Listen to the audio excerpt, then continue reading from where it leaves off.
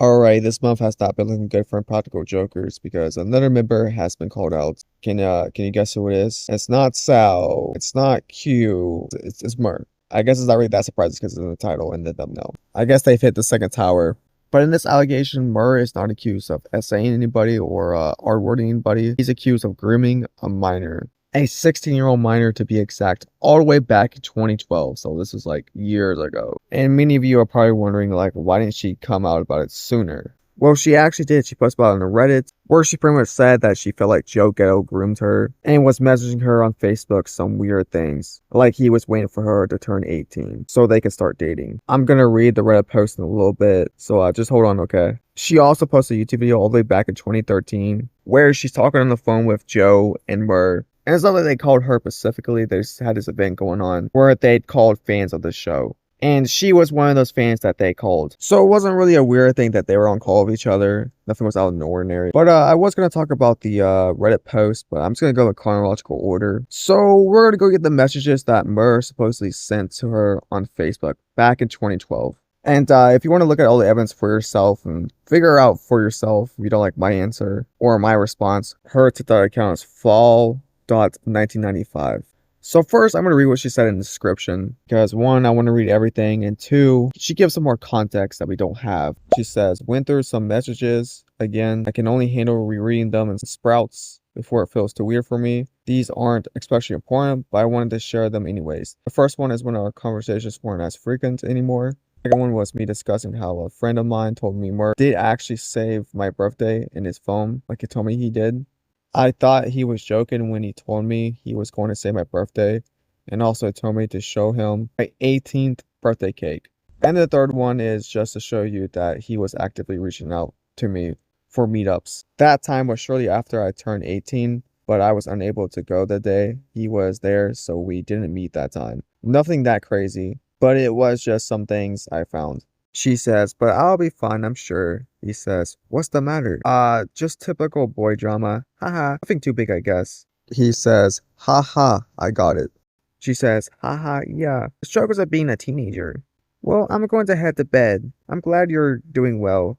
Have fun and stay safe in Costa Rica. Good night, James. And wow, I'm honestly pretty shocked. That's actually really good grammar for a teenager. Like, look at this message. It's like perfectly punctuated. And I think at that time of this message, she was 17, turning 18. But she was interested in a guy during this time, similar to her age. And Murr wasn't really talking to her that frequently. So there's some more context for you that she gave, I guess. Anyways, let's continue. Sure up, my first girlfriend in high school was crazy. So was my second. And my fourth. The third was pretty cool. LOL. Wow, Murr was a player back then. 4 girlfriends. Which, honestly, that's pretty low compared to other people. Like, there's people out there that have, like, 10 relationships a year. You know how many girlfriends I had in high school? I had, like, 2. Let's just say I'm a bit of a player. Now, the next set of messages is when she turned 18. Sorry my phone died. Sent the message in mid-sentence, but yeah. She told me that you really actually do have my birthday programmed in your phone. I think that's absolutely awesome, so thanks. Yes, I do. Oh, by the way, here's a picture of the birthday cake like you wanted. And this is after she turned 18. He says, her name, just a heads up, I'll be at location this evening. She says, really? I'll try to and see if I can get there last minute. Way up there because I'd love to meet up with you again. Thanks for letting me know again. Oh yeah, she's probably talking about the meet and greet that she went to. So now we got even more messages. These messages are a little bit more juicy and a little bit more strange. It says, you're awesome. Once you turn 18, email some questions I'll be happy to answer. She says, you're going to stay single until then? He says, I'll do my best, promise. She says, not trying to be really creepy or anything. Yeah, because you're the creepy one here. Not Murr, who's a 30-year-old adult, trying to meet up with you. Allegedly. But it has Sal on his page a while ago to ask you that. And he said he'll go out with you. I don't know, it's blurred. Trust me, haha. So yeah, that's pretty much all the messages I have. And this one is pretty much, I have a mixed feeling about this. I can see it being true, but I can also see it being false. But before I get into that, I'm just going to get a public reaction first because I think it's really interesting. Let's just say it is true and Murr did send those messages. People are saying like, oh, she flirted with him first, so it doesn't really matter. Or he literally told you no. Like, do you guys understand what grooming is? Grooming is texting a minor and then waiting until they turn 18 to date them. That's what grooming is. I just think that's crazy that women, especially women, don't see nothing wrong with this conversation. There's a lot wrong with this conversation. Like, even if Murr never said, like, oh, I'm gonna wait until you're 18 to date you, or any of that weird stuff, even him texting her, like, almost every single day, or even this frequently, is still weird. Because there's no reason for a 30-year-old man to be talking to a 17-year-old. There's no reason. They have nothing in common. Now, I do think she actually thought that she was talking to Murr. But do we even know if it actually was Murr? Or this account even belonged to Murr? Maybe it was someone pretending to be him. Because if you look at the screenshot right here where she was like showing the Facebook account, you can see that this account was created in 2007. But Murr's actual official Facebook account was created in 2012. So I don't know. It doesn't really make a lot of sense why you have two accounts. Maybe the first one is his personal account, and then maybe he got like famous, so he created another account for, you know, people to follow. Or again, this is someone pretending to be Murr. But again, I'm getting thrown off because why does the account have 47,000 followers? How did that account get so many followers if it's not Murr? Or maybe people accidentally follow the accounts. I don't know, man. I'm confused.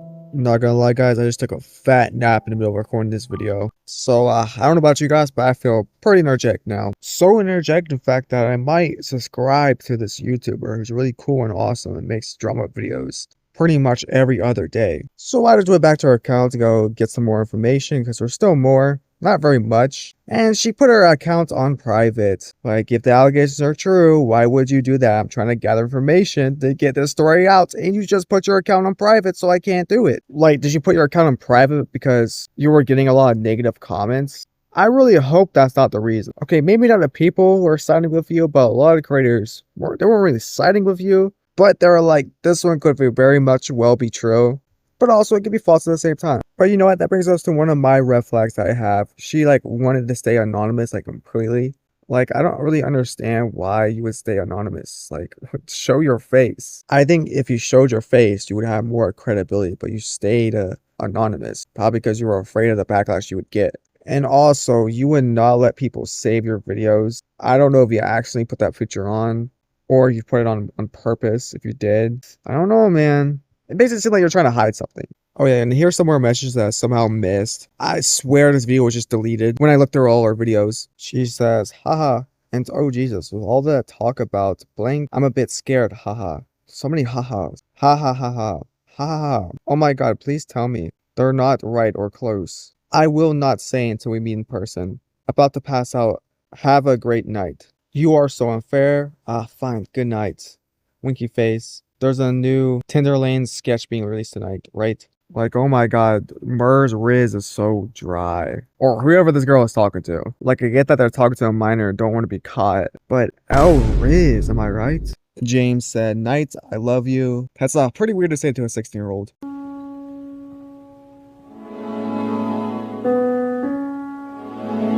He says, you're so cute. Thank you. Blank. I love the video. So there's a video that was sent. Not sure what it was. I don't think it was inappropriate. I think it might have just been a video of her. She said, haha, thanks anytime. James, I love you. I love you too. You know, I think it's a little too soon to say I love you, but to each their own, I guess. Now this part's pretty interesting. He says, hey, blank, can you do me a favor? Please don't put what I told you about turning 18 on public messages board and Facebook fan page, okay? I don't like my private messages shared with fans. You know what I mean? Also, the network sees these pages, and that's embarrassing to me. I love it if you could please delete all these posts. Thanks, James. She says, I'm really sorry. Yeah, I deleted them. I feel so awkward now. He says, cool, thanks. No worries at all. So don't feel awkward. I just like keeping something private and public. You know what I mean? So yeah, he's pretty much like trying to manipulate her into deleting this post because it pretty much shows that he's being a predator or a groomer. No, enough of the text messages. Now we're going to move on to the phone call she had with Joe and Murr. And again, they had this event going on where you can call the hotline if you were a fan of the Impractical Jokers, and they would answer and talk to you for like a little bit. So it wasn't like a specific call to her. How are you? How you been? How's school going?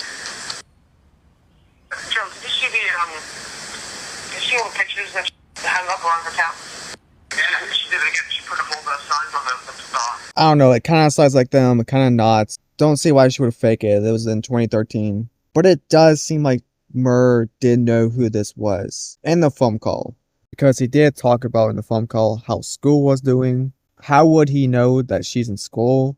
In fact, they didn't mention school in the messages. Or maybe Murr realized that she was young over the phone and asked like how's school doing, doing some small talk. Maybe I'm wrong, but it sounds like Murr is talking to Joe about her profile and like pictures she had on her profile. So yeah, that's pretty much all I have for you. It seems like the Reddit thread is gone. I tried to find it. I tried looking for it on other accounts. Couldn't find it. But yeah, please tell me what you guys think of it.